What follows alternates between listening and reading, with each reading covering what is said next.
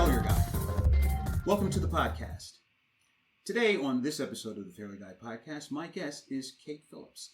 Kate, thank you so much for joining us, and welcome to the conversation. Thank you, Cornell. I am thrilled to be here. I get to be the failure girl today. Yes, thank you so much for that. That is wonderful. And, I like to start off every episode talking to the folks out there in podcast land. Of course, you are someone that I've known for quite a while. First of all, let me ask you, have we actually met in real life? Maybe Yes. we know each other? Okay. Of course, We met, I think, the beginning of 2020 in Orlando. Okay. Yeah. Okay. Actually, that probably would have been 2019 because that was right before the pandemic shut down. And that's actually the last time I was down in Orlando. That was at the April. Okay, got it. Yes. 2019 then. Definitely. Yes, indeed. And we've, of course, had so much conversation. That's the thing about Zooms is I feel like I've known, and there's people that I only know in Zoom, but I actually spend more time talking with them than I do with people that I actually know in real life and can be with and breathe the same air. So I'd like to start out with, even though I know you, the folks out there in podcast land don't, so I'd like to just give you an opportunity to introduce yourself and say some things about yourself before we get into our conversation. Sure. I'm Kate Phillips. I live out here in Washington State, east of Seattle on the sunny side of the Cascade Mountains. And I'm here today, I think, because I've had some interesting experiences with failure around money. I'm a big believer in unshaming ourselves and embracing those lessons, sometimes difficult lessons, that we learn from failure. And I have been a financial coach, a wealth educator, a financial writer and author as well for 20 years now. So helping people stop stressing over money through a variety of means. Okay.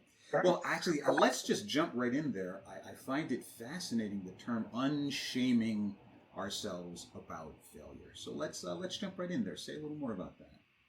Yeah, I think especially with money's already a topic where we tend to have a lot of shame around it. People would rather talk about, their sex lives, failures in other areas, like almost anything than money. And, it is it's a private topic. At least I was taught that. Like, it's not polite conversation to talk about money.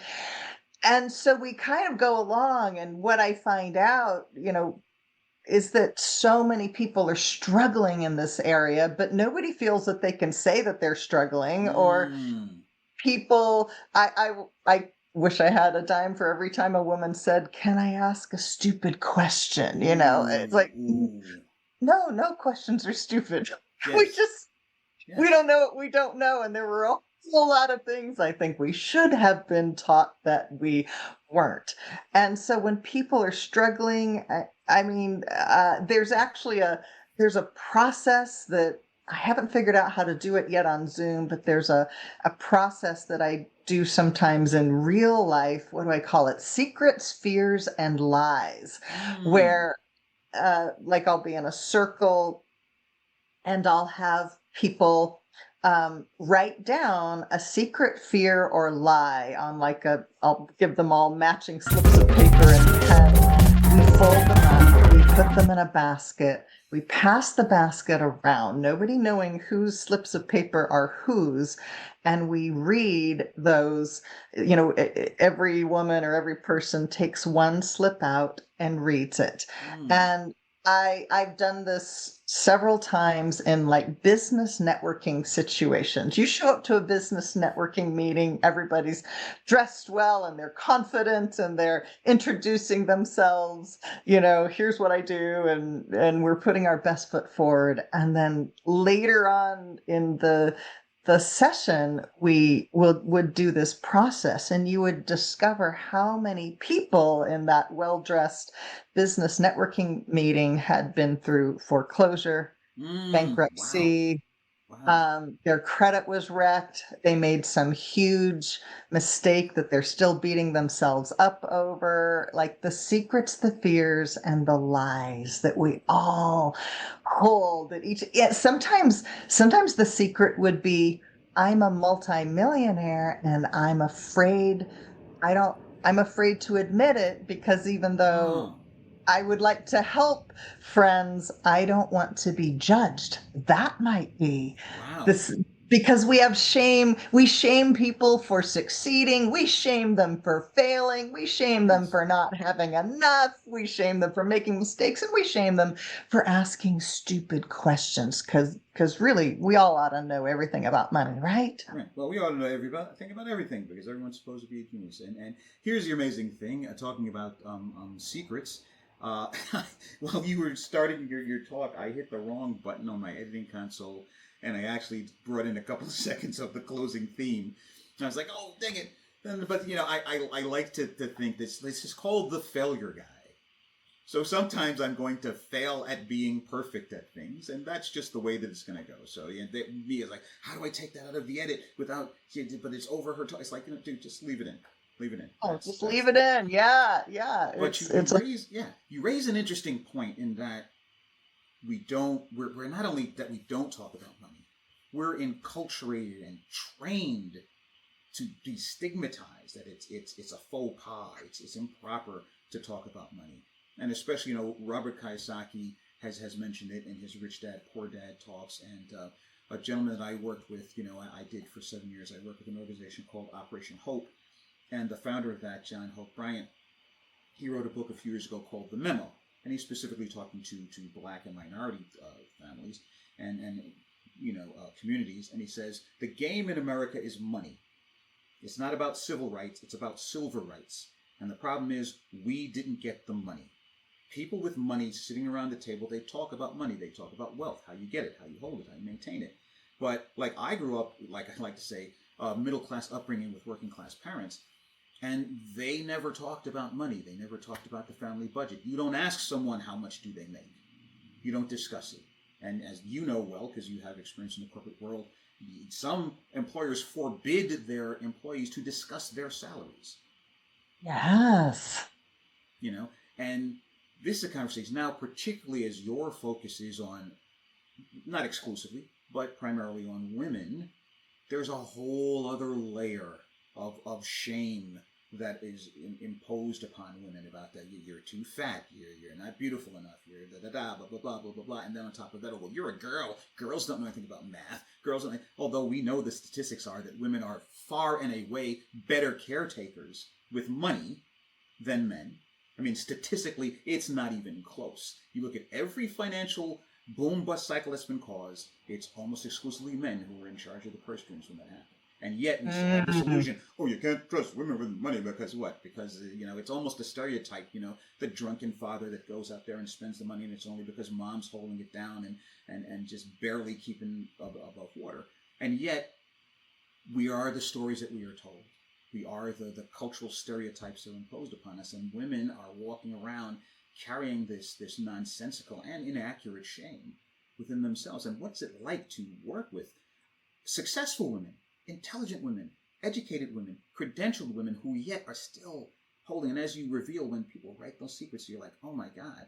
And what's it like when all the secrets come out and people realize, wait a minute, it's not just me? it's not just me. No, there's one of the secrets I think about women and money and our money stories, and the whole shame and silence and don't talk about it. When you put women in a safe place where they know there's Mm. confidentiality, where they know that what they say in the room stays in the room, you can't shut them up about money. Once they know they have that safe space, everybody wants to share their stories and their family stories, Yes. and Girl, let you me know tell you. absolutely. But I'd love to say more about that. You were talking about gender and the shaming, in women's. We do have a natural ability. Many studies have shown that women are better savers. We're better at managing risk. We Yes. are more careful with money. But do you know Mm. where women are failing and men are doing better? No. Is with investing. Ah. Everybody wants to talk about the wage gap, the gender wage gap. Frankly, I'm sick of hearing about the gender wage gap. It's like 84 cents or something to the dollar. When we look at the wealth gap, the gender wealth gap, it is Wow. way bigger than the wage gap. It's hard to find. There's not really good data on it, and the data's all over the map. But just kind of putting the data that is out there in a blender and taking the average, it's about 50 cents on the dollar. Wow. So the gender wealth gap is where the attention should be. And the reason why there's such a gender wealth gap is that women are afraid to invest. They would rather have the money be safe, which Oh. means if we're having like a major recession, depression, like, the woman's going to come out ahead because she's keeping the money safe. But most of the time, we are in a growth cycle, A bull market. yeah, we're in a bull market in the stock market, and men have traditionally been the investors. They're willing to take the risks, whereas women have played it so safe that we self-sabotage ourselves. Wow. Wow. Wow. Wow. So being better at risk management kind of trains them to be risk averse. And of course, Yes. no risk, no reward, as the saying goes. That's exactly it. I have women who are just terrified. And a woman contacted me recently. I got her permission to use her story, but not her name because this literally happened on Women's International Day, March the 8th. And I was Wow. realizing it was International Women's Day right when this text exchange was going on. And it just brought me to tears in my kitchen. And then I had to tell her this news, which I did not want to tell her because she was afraid, like my IRA, and maybe I should pull out of the market. Should I just pull it out of the IRA? And she was so afraid what was happening with tariffs and the market and all of Mm. this. And I started asking her questions, and like the math wasn't mathing, the numbers weren't numbering. I'm like, how long has the money been in your IRA? 18 years? Okay. And Wow. you said you haven't pulled anything out, and I'm like doing the math and it's not making any sense. And then she sends me some screenshots.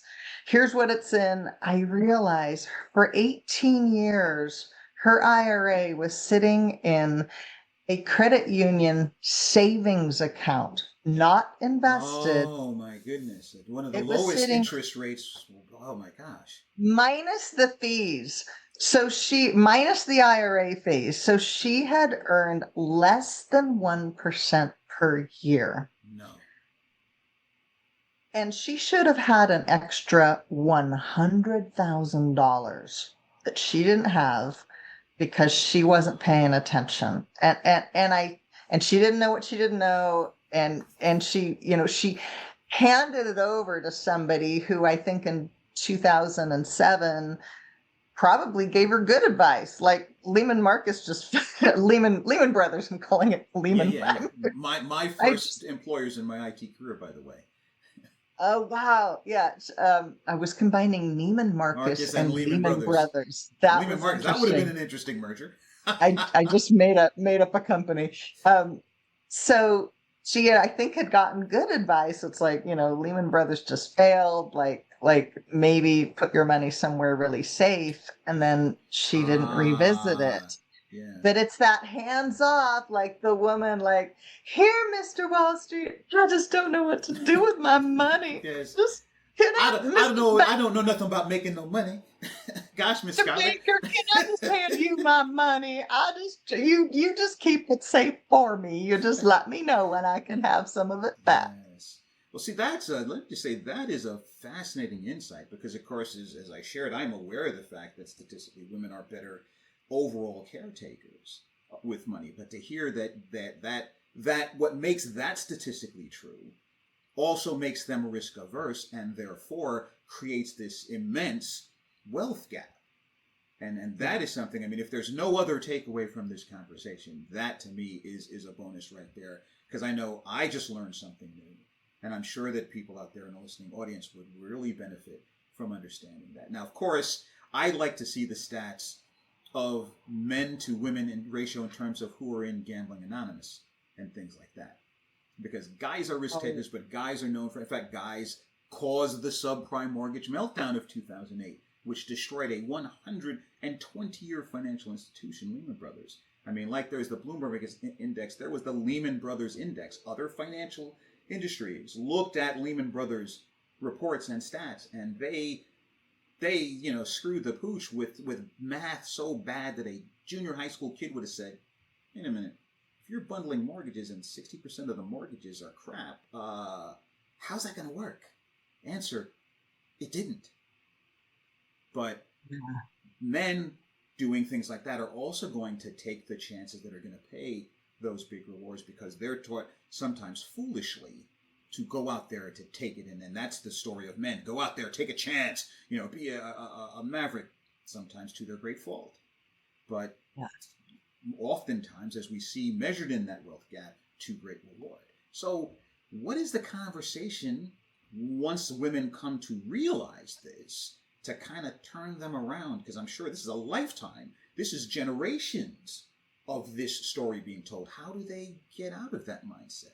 It is. It is. I just recently launched Wealth School for Women, and that's the whole conversation of that whole program. Because what I find is that when women, once they start learning, when we start to understand, then we have confidence. In a previous program, one of the gals, and now she's in Wealth School for Women, but I was talking about investments. I think maybe I was comparing mutual funds with index funds or something like that. And kind of that, can I ask a stupid question sort of thing? Her hand went up and she said, what's a mutual fund? And I realized I needed to back up a few steps. You're assuming. I'm assuming that people have a certain level of knowledge, and she didn't have not a problem. Like we backed up a few steps, and I mean, this might sound boring, but it's so not. Like, I love explaining the world of asset classes. And then you see these like lights going on, on the people's minds light up on the Zoom screen. And after I kind of got done explaining, the different asset classes and just like starting from zero, and she said to me, she said, this is the first time that I feel like I have my feet on the ground. Wow. And I realize that I can do this. And that just made my whole day, because here's how we do money in this country, which is nuts. We meet with somebody that we think of as a financial advisor. We call them a financial advisor. By the way, there's no legal definition of financial advisor. And most of the people we meet with, if you look at their card, it will say probably investment advisor representative. They are representing typically a brokerage house or an investment firm, and they are salespeople. Usually they're mutual fund salespeople. I learned in going through one of those training programs 20 years ago. I thought I wanted to be a financial advisor, but decided that wasn't what I wanted to do. I discovered that you're not allowed to talk about any product or strategy that your firm does not sell. So we think we're getting financial advice. And granted, if you're meeting with like a certified financial planner and they're charging, and they're like a fee only planner, that is true. Right, because then they're not beholden to the company that they're shilling for. Let's just be honest. That's true. But there's also a lot of fee-based advisors out there that they they're going to charge you a fee to do your financial plan. And they also hope, and usually almost always, they get the commissions as well, because they'll say, Ah, here, I recommend that you buy these mutual funds or buy this annuity and do this or this insurance product. And you can go implement this with whoever you like, or I can do it for you. And people usually say, well, why don't you do it for me? We already know each other. I like you. I trust you. And then they get the fee up front and the commissions on the back end. ah. There, Cornell, there was, I share this all the time. It's free on the internet. You can go Google it and find it, and you don't even have to enter in an email address to read it. There's a PDF out there called The Retirement Savings Drain. It was done by a nonprofit Ooh, called demos.org. Robert Hilton Smith was the author of it, okay. The Retirement Savings Drain. And it's, I don't remember how many pages, 18 or, 25-page I'll find out. I'll put it report. in the show notes. Yeah, showing what the average American is losing to Wall Street in our retirement funds.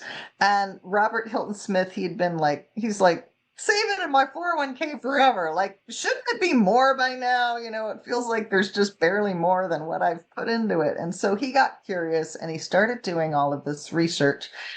And he found that, I think one of the examples they use, and it's actually in the synopsis that you can find online, that a median income couple who are contributing regularly to their 401k can lose, I hope you're sitting down, $155,000 in fees to the financial services industry that is helping them. In there are people listening to this podcast that if they could walk away with that, I know.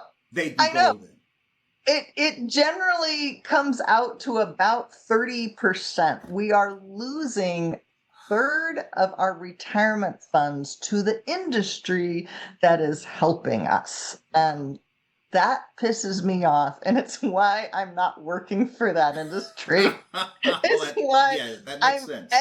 yeah, I want to educate people. Here's what you need to know. Now you might choose to work with them anyway. Some people are like, they're like, I don't want to pick investments. Put me in a mutual fund, take the fees, rip me off. I don't care. But just know, I just want people to know, like understand the options. Yes. And then you can make your decisions. Yes. Or you might decide, you know what?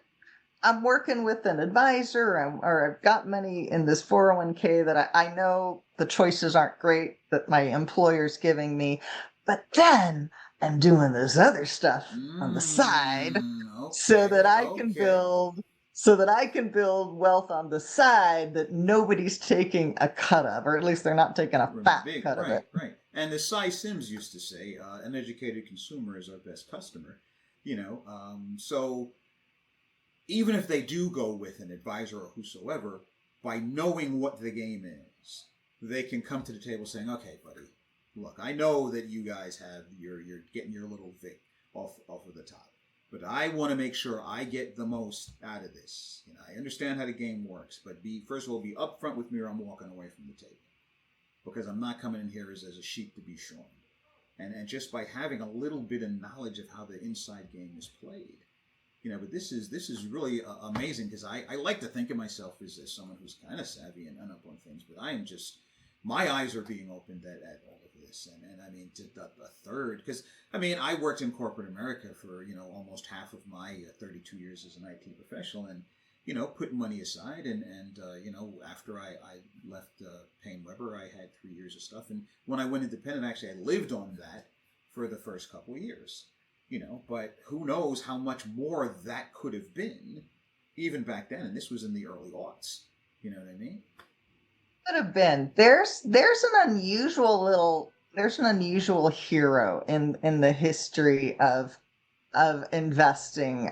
He's no longer around. He was the founder of Vanguard. Of course, Ah, Vanguard, it's a huge company, and it's kind of right underneath BlackRock in terms of the corporations we like to throw rocks at. okay, So, okay. so I'll just acknowledge that. But his name was John Bogle. He also went by Jack Bogle. Jack was his nickname, Nickname, and yeah.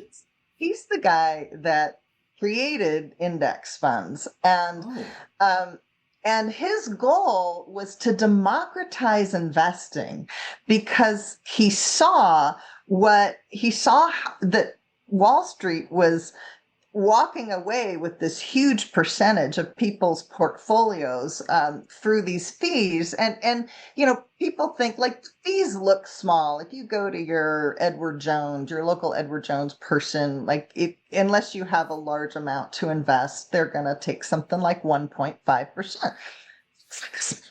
Right, 1.5%. yeah. But John Bogle had this expression because you know how you can just invest a little amount and a little over time, and we see the impact of compounding, Right. and over time, like the interest and the gains get more and more and more. It's the magic of compounding.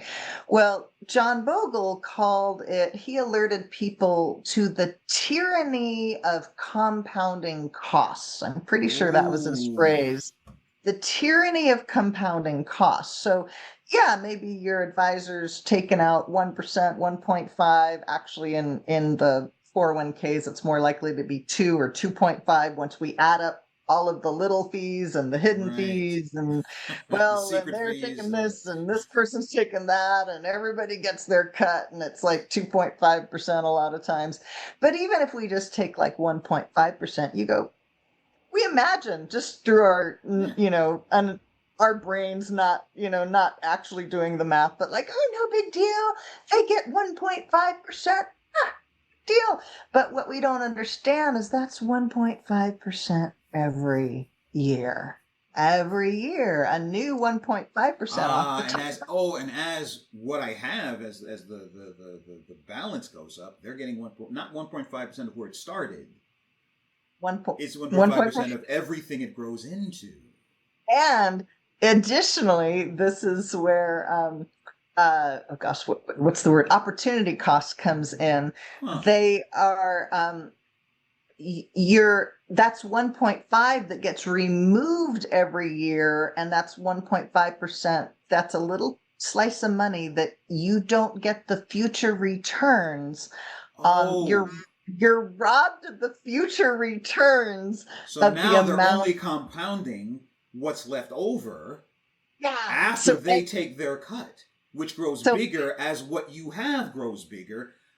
Oh, So every year there's less money that compounds because Wall Street got this chunk of, what looked like this teeny tiny little chunk. But that's how, when you look over, like, we're going to look at these numbers over 30 years, and it's like, how did I lose 30% of my portfolio to this tiny little fee? And it was John Bogle that started exposing, like several decades ago, started exposing this math and letting hmm. consumers know what was up. And then Vanguard started pioneering these extremely low cost index funds. Sure, he was originally very popular in the industry. Yeah, yeah. Well, yeah, yeah, not with his Wall Street compatriots, I'm sure. Didn't But get invited to those cocktail parties so much anymore. yeah, probably. Yeah, yeah, because he really, made it It's all of like, a dude, sudden. what are you doing? You're blowing our secrets. I know. Yeah, the competition, I'm sure, was actually not happy with him, and then things continued to evolve, and then we really had for a large, pretty much ETFs, exchange traded funds, have replaced. We still think of Mm, them as index funds if they're following the indexes. But at any rate, right. we're now off into territory that we're going deep. Well, see, hey, first of all, I'm a techno geek and I love geeking out on my stuff, and this is what I love about these conversations is having people have an opportunity to geek out on their particular realm of geekery, and I love sitting on that side. First of all, I get to see what it's like when I'm talking to a client and I start geeking out about web technologies and platform development. And they're just like, okay, dude, it's like you're losing me. In tech, we have an acronym called MEGO, MEGO, which stands for My Eyes Glaze Over. And that's a look that you recognize me like, okay, they're just starting to fade. And it's like, okay, you're speaking English, and yet I don't understand anything. Do you understand the words that are coming out of my mouth? No, I don't. And it's like, oh, let's bring this down into like layman's terms and not get so fascinated. It's like if you took your car in and he says, well, I had to bore out the rings and the thing and the cubic displacement. It's like, dude, did that kink get out of it and does it run smoothly? That's all I need to know. I don't care about the how and the why. Talk to your grease monkey buddies about that, all right? Just give me the bill. Tell me that my car won't stall when I put it into third gear. That's all I need to know. Did it stop making the noise and does it exactly. Run? Exactly. That's it. The answer to those is yes. Stop talking. But it's gonna fun, get me where I'm going. And it's good to see somebody. See, because here's the other thing. When people think of financial advisor or wealth coach or whatever, they either think of somebody like the guy Ben Stiller in Ferris Bueller, Ferris Bueller. Oh, yeah. Someone's just going to be dry as dust, and here we go with the index funds, and we see historically that and to see someone who's excited and vibrant about it's like, oh, wait a minute. Talking about money could be like interesting and exciting. I didn't expect that. I think people ought to get very excited about the idea of saving thousands of dollars. Boy, if that doesn't excite you, I don't know. Maybe you have such a good life, but I don't know. That perks me up. I know. I got excited when I really started investing for myself, and this was years. I had already been like a financial writer for 10 years. I was writing, kind of ghostwriting, kind of co-writing articles, emails, newsletters for investors, not under my own brand, but under the brand of who I was working for. You mentioned earlier Robert Kiyosaki. I was working at the time for Kim Butler, who was actually, when Robert Kiyosaki started writing his first book, she was his financial advisor, and they used to do work seminars and things together. So I worked for Kim Butler for a number of years, and I got into that after my own big financial storm, which I'm sure you're going to talk about, because that was like my biggest failure. But when I started really investing for myself, first of all, I was blown away. Here I'd been like a financial coach and financial writer already for 14, 15 years. And I'm like, how did I never understand the difference? It never even really occurred to me to look up the difference between what's the difference between the NASDAQ and the Dow Jones Industrial Average and the S&P 500. I knew these. You knew the terms. These terms. Yeah. Yeah, but I didn't really understand what they meant, or I certainly didn't understand what they meant from an investment standpoint. Do I want to invest in this or that? Chocolate or vanilla? It's, and it was, and then I got really excited when I started learning, really getting in there, into the market and having real money in the market, and doing the surfing, the roller coaster ride, and then making enough. It was actually doing my own investing that allowed me to make enough money to leave my writing job. So that was exciting to me. And eating your own pudding, so to speak. Yeah, and then I just wanted I wanted other people to have that same sense of power and control. I wanted to demystify investing or demystify money, just how it works, whether it's, getting out of debt or whether it's investing or somewhere in between, building up an emergency fund. I just wanted other people to feel empowered about that, because we are trained to go get advice from salespeople, and Yeah. they don't get paid to educate us. Now, a good advisor will. A good advisor will sit down and maybe help you with your budget or help you understand what's coming up with changes in the tax code. But I talk to so many people. I remember asking a client of mine, I said, paying a fee is fine if you're getting value. And she said, not only am I not getting value from my advisor, I don't even like him. Oh my gosh. Like, Well, then well, what the heck is going on there? yeah, like, okay, let's look at other options, other Yes, people it's you can talk crazy. to, other ways that you could be managing your money, because we are just trained.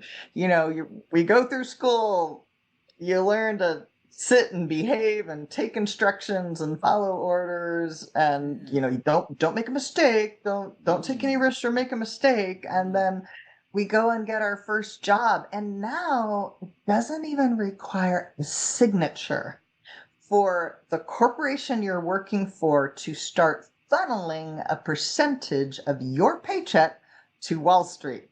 Doesn't even Wow. require a signature anymore. Wow. That's crazy. Well, you just mentioned social conditioning, right? And listening to some of the things that you mentioned before, you talk about yourself as someone who's informed and in the industry, learning the difference and the distinction between the three financial indicators. Everyone's heard NASDAQ and S&P 500 and Dow Jones.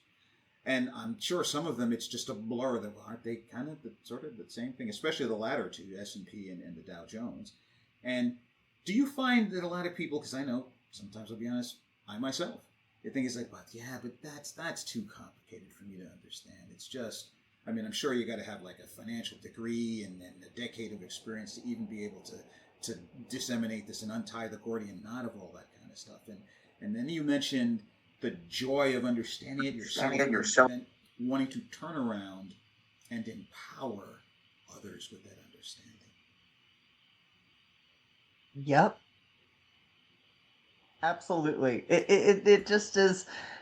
It's not that complicated. Like you say, I think that if anything, the industry wants us to think it is complicated so that we don't get any smart ideas, Mm.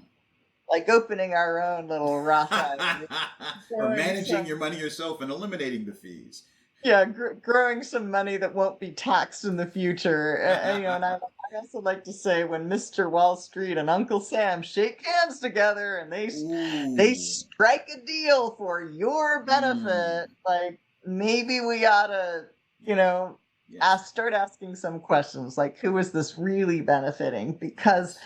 if we just follow their instructions and don't ask any questions, we end up with all of our money in a retirement account, usually a traditional retirement account. Maybe it's a 401k and it gets rolled over to an IRA.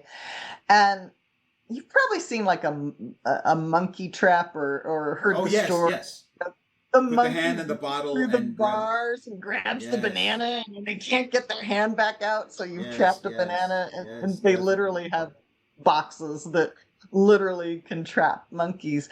It's like that with us and our money, because Wow. what the tax code does, these beautiful retirement accounts, and I'm only half joking, because a retirement account, it's a great asset to have. Like, Yeah. I don't want to, if I say, would you rather have retirement account or not have the money? I'd take Yeah. it in a retirement Yeah. account. By all means have one. But Yeah.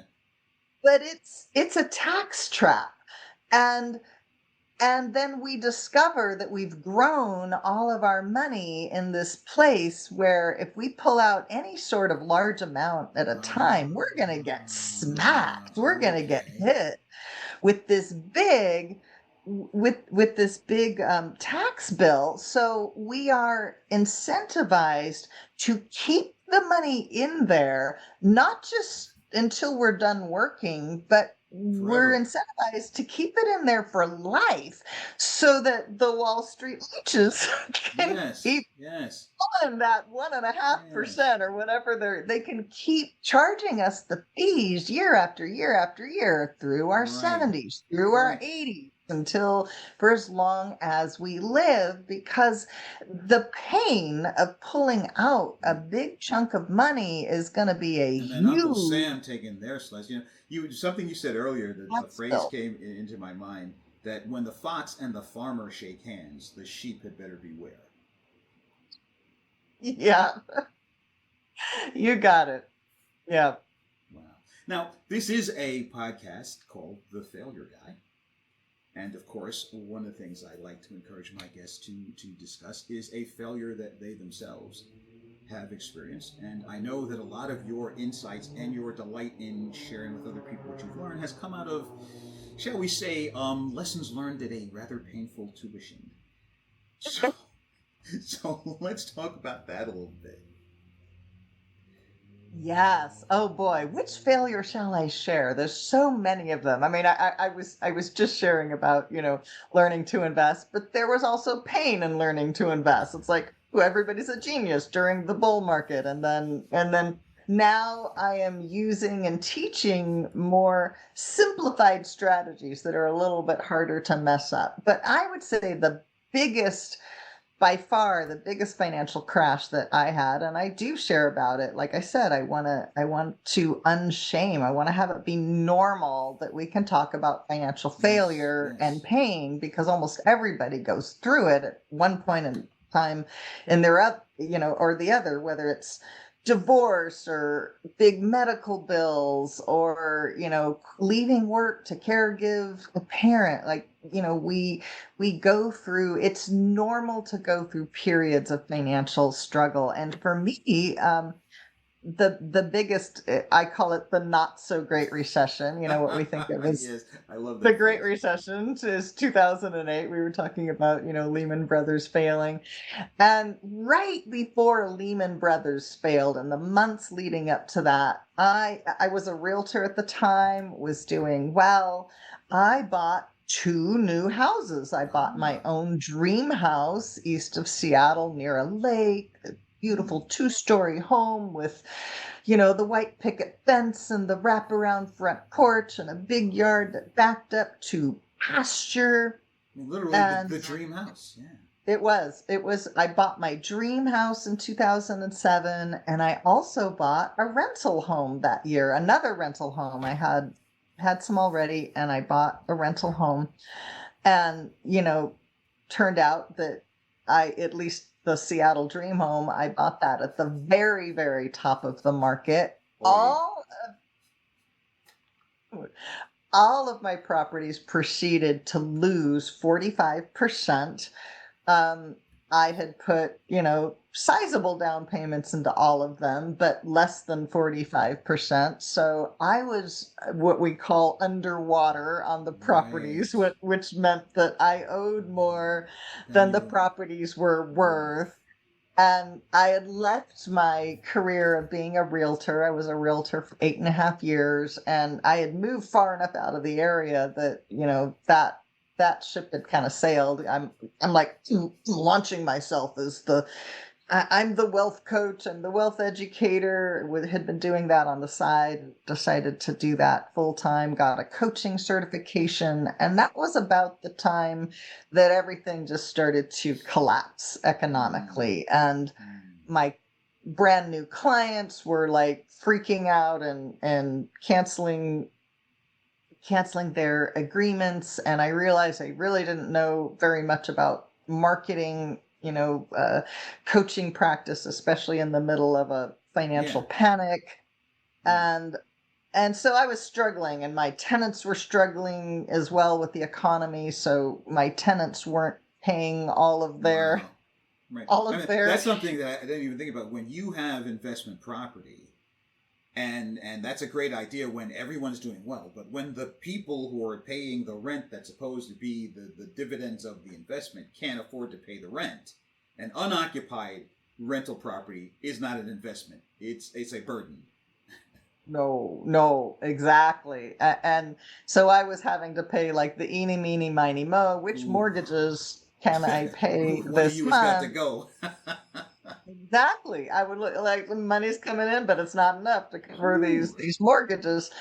And then I thought, I would like you think things are going to get better, but no. Then I got the phone call that my father was in the ICU in Denver, several states away, and that was the beginning of my father not being able to live independently. And over the course of time, he ended up moving in with me. I became my father's caregiver.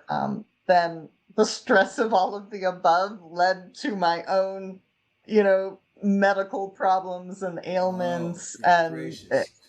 so I was like single mom with, the daughter and the father Mm. that I was caregiving and So you going were through kind of my like own. the epitome of what they call the sandwich generation. That you're Yeah, you're absolutely. caretaking both the generation before you and the generation after you, and in the Absolutely. midst of an economic just implosion. Oh my gosh! It was just, it was the house of cards, or the Jenga tower, it collapsed. It utterly collapsed, and I lost everything.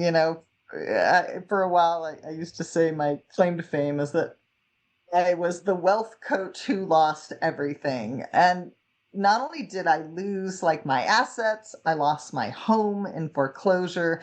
And then I was so ashamed at everything happening to me financially. I figured that people didn't really want to get like financial education from somebody who had just lost their home. So I From a walked away from my loser. calling as well. Like I'm like, I can't do this thing that I'm trying to do for a living because right now I'm totally out of integrity. So I lost everything and went Mm. from like multiple six figures in net worth to about 45,000 dollars in debt. And it happened in like Ooh. 18 months. Like Ooh. it was, which felt like a blink of the eye that Yeah. it all happened.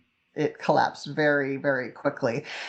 Because the good news about real estate is that you can buy a larger asset with a smaller amount down, your down payment.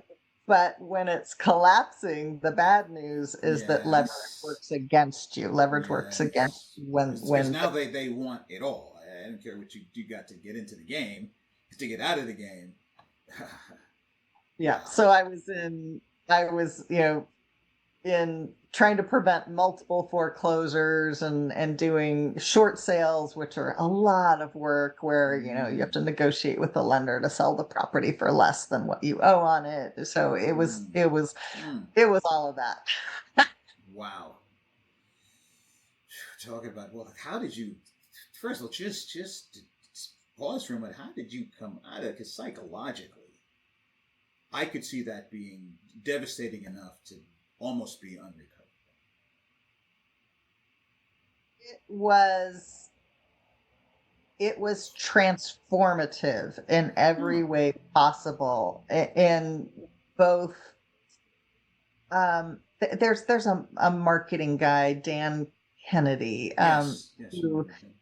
years ago he wrote a book. I don't remember what the name of the book was, but it was about mindset. And I remember it. I even saved portions of this email that he sent out saying that there's this dirty little secret, or this little secret among entrepreneurs, that those who are the most successful are usually those who have at one point or another Yes. lost it all. Failed the greatest.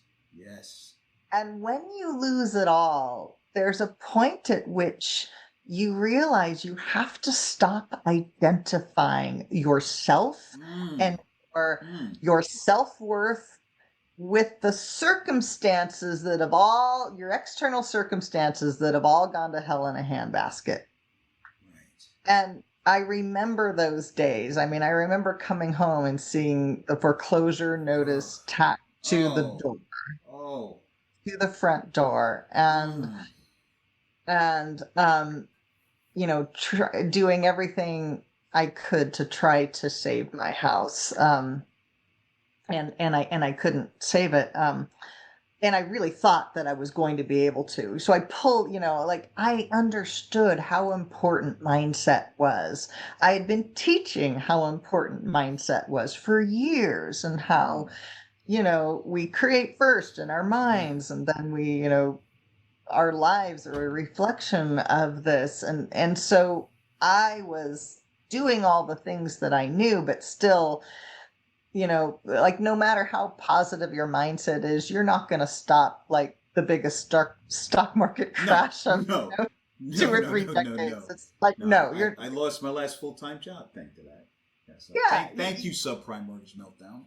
yeah, there's only like our mindsets, like we only ultimately control ourselves and what we Mm, think mm, and yes. how we feel. And so that whole situation, it looked like and it was all this chaos going on outside, and, the notices, and you're losing this and you're losing that. And you got to respond to this debt collector and that.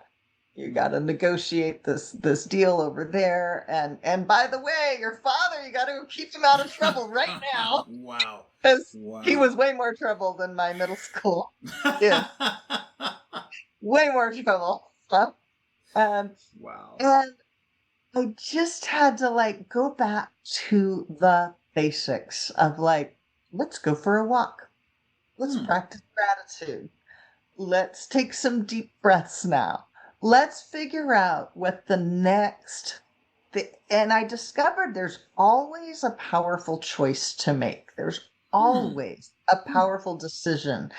Even if your circumstances have gone to hell and there's no rescuing the circumstances, you can still make a positive choice about who you're being in the moment, or how you're going to choose to think, or a powerful request that you are going to make. I had to make some powerful requests in order to find the next place that I was going to live, Right. because my family, my father, who I was trying to keep out of trouble, who had dementia and diabetes, and my Hmm. daughter and I, we had a date at which we were going to become homeless, Hmm. and I had to go find a new place for us to live. And I did find the dream house, the best rental house in the world. Nobody can argue with me about that. It was Hmm. amazing.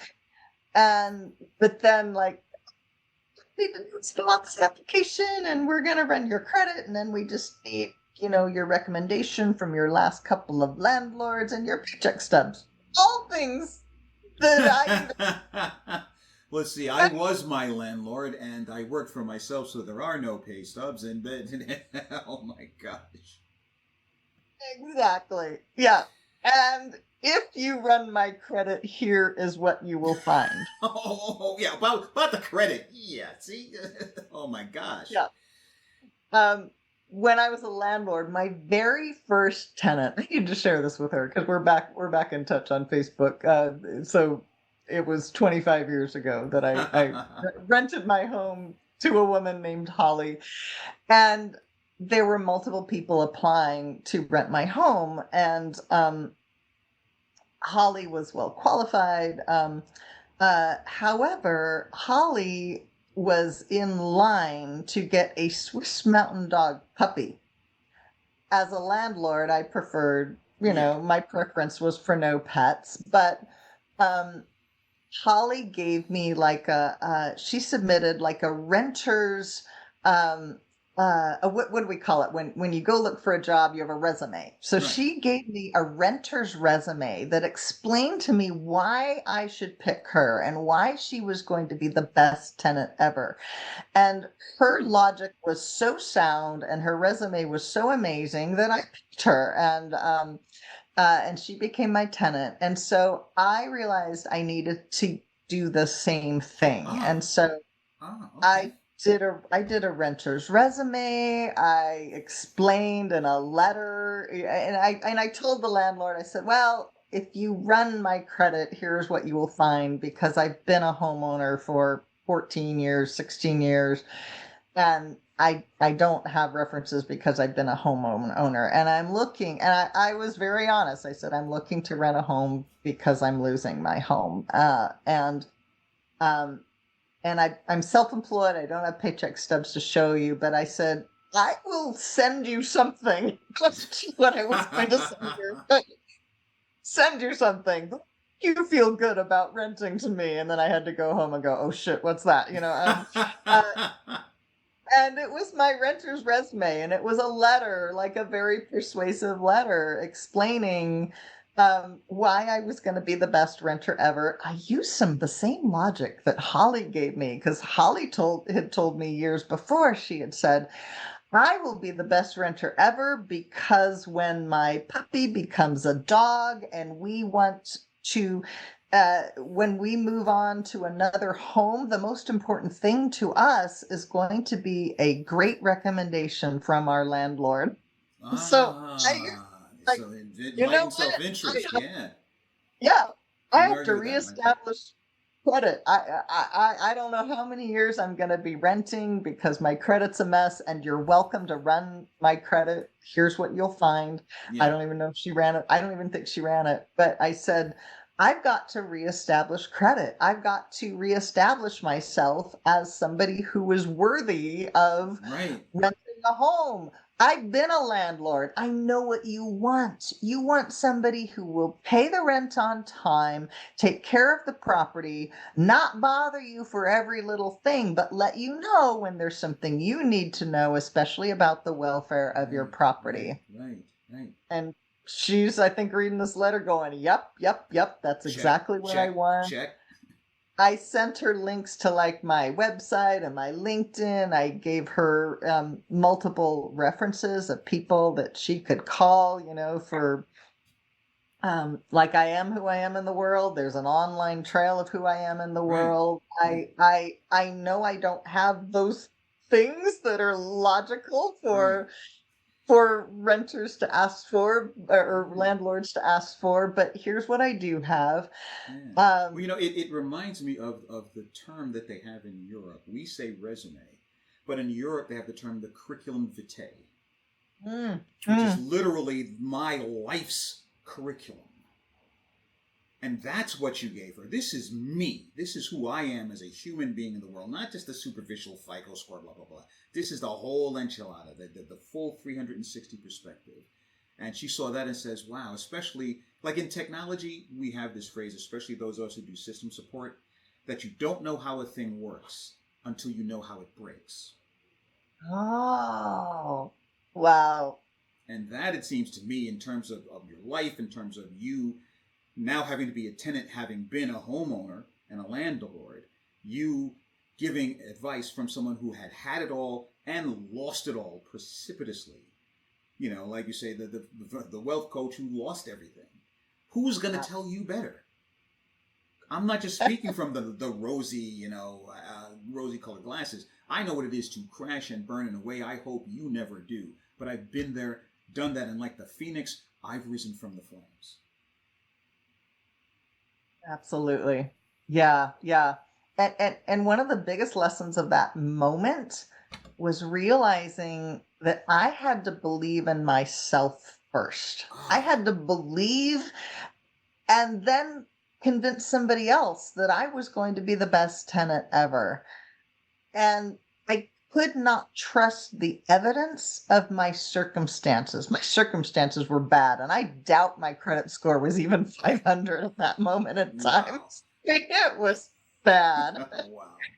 I had like ran up my credit cards trying to save the homes, and I mean, Mm, it was it mm, it was bad, mm. and I mean, everything had utterly collapsed, and I had to find my self-worth not from my circumstances, but from my belief in myself. And I remember like becoming aware. It's like, okay, my circumstances, they're bad. They're not just bad, they're really bad right now, but I'm still the same person. Ah, Like I'm still the same smart, yes, worthwhile, yes, yes. helpful person. As a matter of fact, I'm smarter and I'm more compassionate than I was a Ah, year ago. there you go. right, because you've had that experience that tempered you to do something. Like I say, the circumstance is just the weather. Yes, I'm standing here in a monsoon and I don't have an umbrella, but I'm still me underneath all this water, soaked to the Yeah, bone, but down to the skin.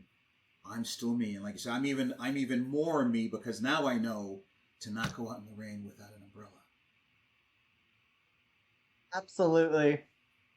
I learned so, like I said, that was a transformative time. Sometimes I've said that I've learned maybe more from losing everything, Yes, than from yes. the times that I'm winning. Kind of reminds me of this thing I've heard, that failure means first attempts in learning using real Boy, experience. that's amazing. That would make a great tagline. Hey, wait a minute. I see what you did there. Exactly.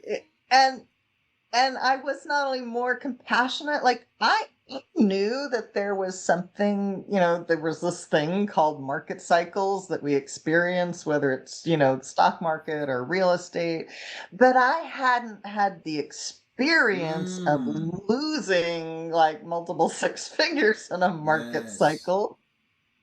And I know, in, was it 2022, I think, or maybe it was 2021, when I got slapped around a little bit in the stock market, Mm, and I lost some money, not as much as I had made, but I lost some money, enough for me to pay attention. And I remember thinking, I'm glad I'm losing this amount now and not a mm. larger amount Not later, later, right? because I'm learning what to do and what not to do, so that when the stakes are higher and I have more money later, I'm not going to make these same mistakes. Yes, yes, I'm going to learn from my experience. yes. And there was so much that I learned, and I came to recognize even how much. So, I had not, I waited before I became a realtor. I waited tables for years. Mm, Um, mm. I was very working class, for much of my life, was prejudiced against people with money for a lot of Ooh, my life, which ooh, that's didn't interesting. really didn't really give me good results at all. Um, yeah, don't recommend it How's anymore. that working for you? Yeah, it didn't at all. Yeah, I actually came to realize that being prejudiced against people with money was kind of a position of privilege. That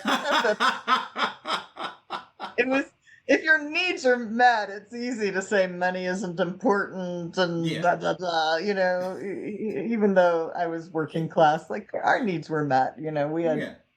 We had good credit and our needs were met, and there was a certain flow to life. It was like it was, Kind of like a reverse snobbery or something like that. Yes, yeah, yeah. it was the money monk thing, Oh, ooh, nice where, phrase. I love that. yeah, I learned that from a T. Harv Eker course. Yeah, money monk. Like, it's when you're not just like avoiding money, but you think you're a little too good for it. And Yes. I was like a religion major and a musician, so I had the Mm. starving artist and the money monk Oh thing my goodness, both. you could do a whole other episode about all of that stuff.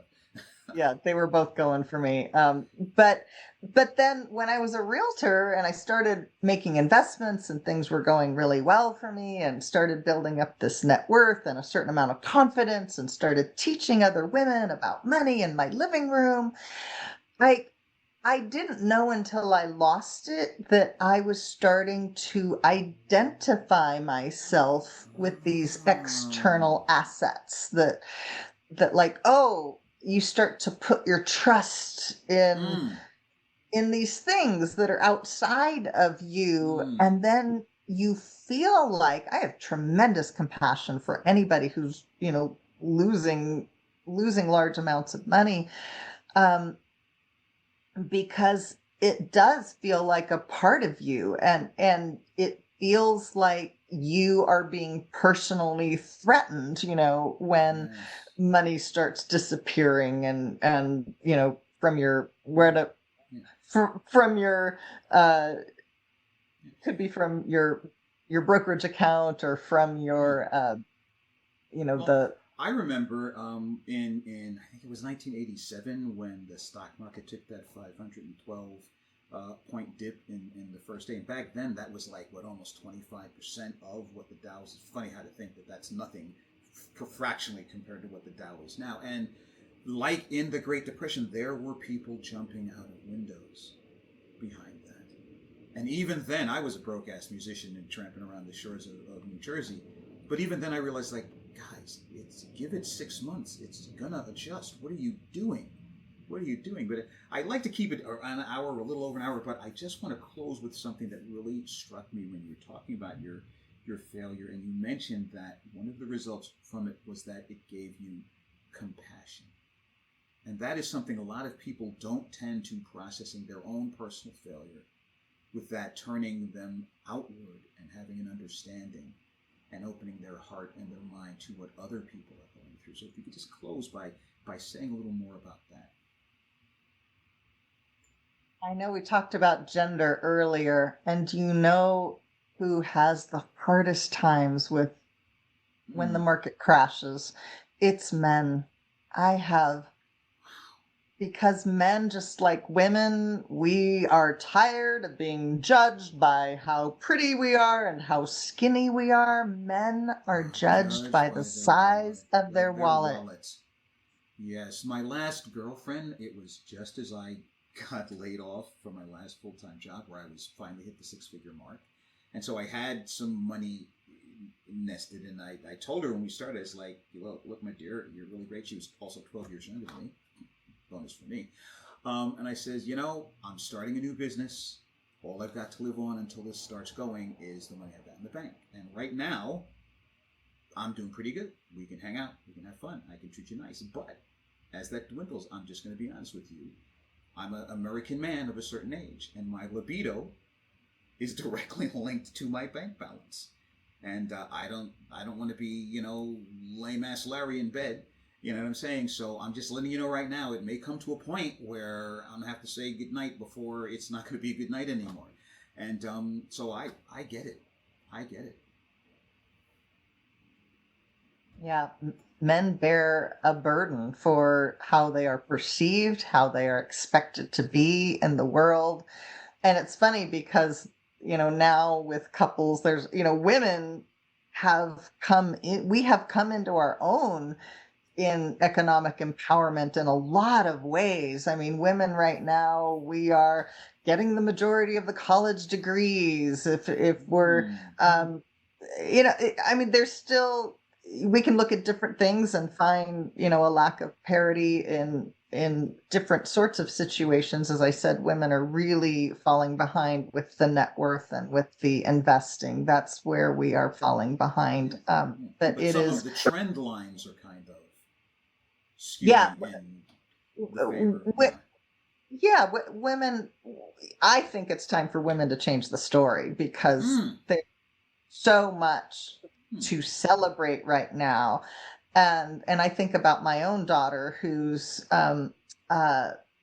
she had the birthday, she's 31 now. I don't want my daughter to go around with the consciousness that life is going to be unfair to her, that she's going to be paid less, and that she's never going to be, an economic equal. So I don't want her to think like that.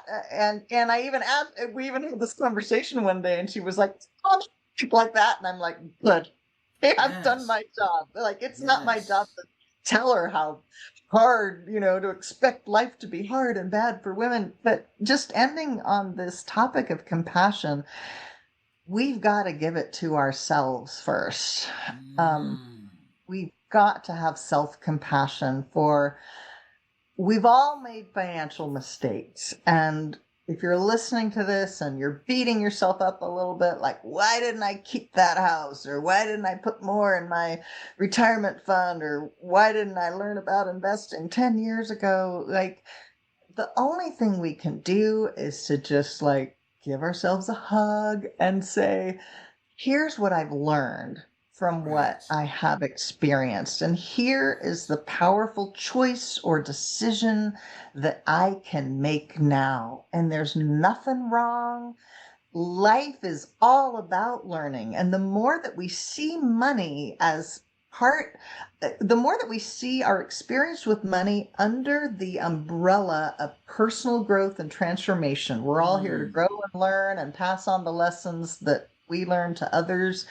And the less we make it about winning, according to the numbers, and the person who dies with the most toys wins, or yes, the yes. person who has the most dollars, wins. Like, the less we make it about that, and the more we just see that this is just my journey, and my journey with money, it's going to have some ups and downs. And the more that I embrace the lessons that I learn and have compassion for myself while I'm learning those lessons, the better off I will be. That it's not a race to have the Mm, most. I think it's a race, not even a race, but it's all about just how are we going to live a joyful life and sustainability, where we're giving and receiving of gifts. yes. And if we can do that, whether we're millionaires or whether we never hit that mark, that, like, that's a good life. How do we live the rich life? Yes. Well, thank you, Kate. I mean, we could keep going. Like I said, I like to keep it to an hour because attention spans out there in the world. Sorry, world, but you know who you are. I know, I know. I And had and no idea we'd been talking that long. no, that's okay. And I just once again I just like to thank you and folks, for those of you who may eventually watch this in podcast video land. Kate has made a special offer. I'm going to put that in the show notes for those of you most of you listening to it in audio form. And I'm also going to post some of the other references that you had in the show notes as well.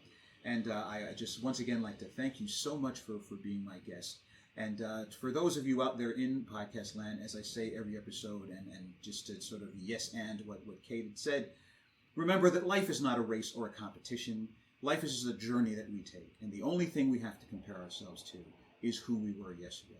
And remember that the only thing that's the most important thing is to never quit and keep winning. And until next time, this is Cornell Green. I am the Failure Guy, and I'll catch you all next episode.